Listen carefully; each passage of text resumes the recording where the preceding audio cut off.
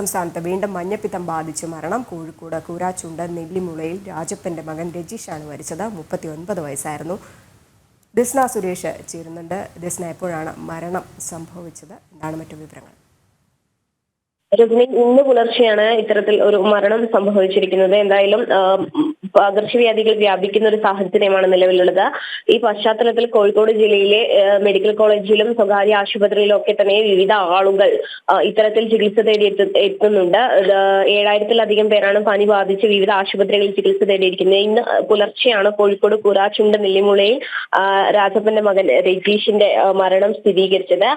കുറച്ചു ദിവസങ്ങളായി മഞ്ഞപ്പിത്തം ബാധിച്ച അയാൾ ആശുപത്രിയിൽ ചികിത്സയിലായിരുന്നു.